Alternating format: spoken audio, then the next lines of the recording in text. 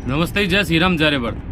कुछ भाई बोलते हैं कि भाई फलाना मांसाहारी बहुत ज्यादा शक्तिशाली है और देखो उसका बल देखो, ठीक है ना, क्या तुम में है बल?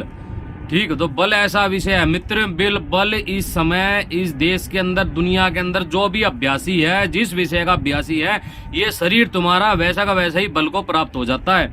चाहे तुम शाकाहारी हो या मांसाहारी हो, उससे कोई अंतर नहीं पड़ता है बल के विषय में। लेकिन दूसरे जीवों को मार के बल प्राप्त किया तो क्या बल प्राप्त किया? खून से तुम्हारे हाथ धसे हुए और तुम बल प्राप्त कर रहे हो तो क्या बल प्राप्त किया भाई तुमने?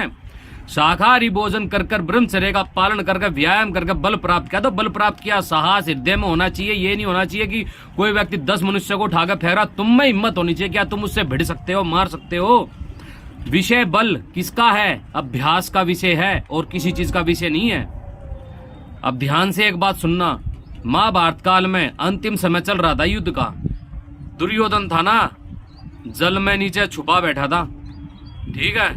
उस समय युधिष्ठिर क्या बोलते हैं दुर्योधन से कि भाई हम में से, हम पांडवों में से किसी को भी चुन ले, उसके साथ में युद्ध कर ले। भगवान कृष्ण जी को क्रोध आता है, बोलते हैं कि युधिष्ठिर तूने तो दूसरा जुआ खेल दिया। क्यों खेल दिया? क्योंकि भगवान कृष्ण जी नहीं समझते कि इस समय कोई धरती पे ऐसा मनुष्य होगा जो दुर्योधन को गदा युद्ध में हरा सकता, चाहे वो भीम भी क्यों ना हो, ठीक है।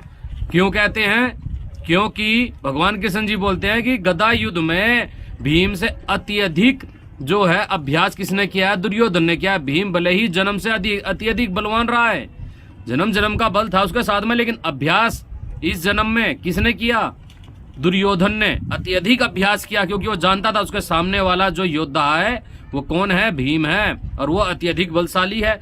तो उसने अपना जो है अभ्यास भीम से अधिक किया था। इसीलिए भगवान कृष्ण जी बोलते हैं कि वो नहीं समझते कि कोई दुर्योधन को हरा सकता है। तो मुख्य क्या हुआ? अभ्यास हुआ। जो तुम आज देखते हो ना, सरिये मोड़ देते, ट्रैक्टरों को हाथ से उठा देते हैं, एक हाथ से जहाजों खींच लेते, भाई वो अभ्यास है। तुम्हारी रुचि है, तुम अभ्यास करो, तुम बन जाओ बलवान।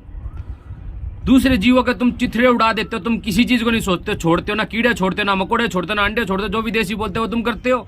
अरे इस देश में बहुत बलवान व्यक्ति, एक व्यक्ति के पीड़ा हृदय में समाई थी कि वो भी महाभारत की तरह ही, जैसे महाभारत में वीरों की कहानियां थी ना, भीम अर्जुन की, अब वैसा बलवान बने। उनका नाम क्या था? ब्रह्मचारी राममूर्ति जी था उनका नाम। उनके मन में ये था, ये इच्छा थी, इसीलिए उन्होंने अभ्यास किया, दुनिया के सबसे शक्तिशाली व्यक्ति बने ना।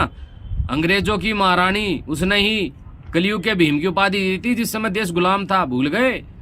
4000 किलो का हाथी, 6000 किलो के वजन का हाथी अपनी छाती में 5 मिनट तक सांस रोकते थे। है कोई माई का लाल मांसाहारी रोक देगा? रोकने को रोक सकते हैं यदि कोई अभ्यास करे बचपन से उस तरीके का। कोई ऐसी बात नहीं है, संभव नहीं है कि नहीं कर सकता, कर सकता है अभ्यास उस तरीका। तुम्हारे रुचि होनी चाहिए उस चीज की यार, उस चीज का होना चाहिए, बचपन से शिक्षा मिलनी चाहिए। ये नहीं कि आप 20, 25, 30 साल के हो गए फिर अभ्यास कर रहे हो, नहीं, बचपन से उस चीज का अभ्यास किया जाता है। ब्रह्मचारी राममूर्ति जी ने 10-11 साल, 9 या 10 साल के आसपास की उम्र में ही अभ्यास शुरू कर दिया था अपना, और 10 साल की उम्र के आसपास ही, या 12-13 जो भी था उसके आसपास ही उन्होंने संस्कृत आदि सीखी, सब कुछ पढ़ा, पतंजलि योग दर्शन पढ़ा, प्राणायाम के महिमा समझी कि प्राणायाम होता क्या है, बस जोड़ दिया व्यायाम में, हो गए शुरू, ठीक है ना। तो जन्म से जो बल उत्पन्न होता है, जो बल बनता है ना, वही जाग आगे 30-40 साल की उम्र में दिखाई देता है। समझ में आई बात? तो भाई ये चीज है। तो मुख्य ये है कि सदा सारी जीवन जियो और फिर बल को प्राप्त करो, ठीक है ना। तो ये चीज है भाई, मांस मीट खा के बल प्राप्त किया, दूसरों की हत्या करके बल प्राप्त किया, शांति फैला के बल प्राप्त किया, क्या बल प्राप्त किया? ऐसे बल तो शुरू में बहुत रहे थे, महाभारत रामायण पढ़ना, इतिहास पढ़ना, एक से एक बलशाली असुर थे, लेकिन किस चीज में गणना आती है उनकी? दुष्टों में आती है। क्यों? हत्याएं करते थे, मांस खाते थे, मनुष्य तक का मांस खाते थे। अब तुम भी बल प्राप्त करने मनुष्य तक का मांस खा लो ना।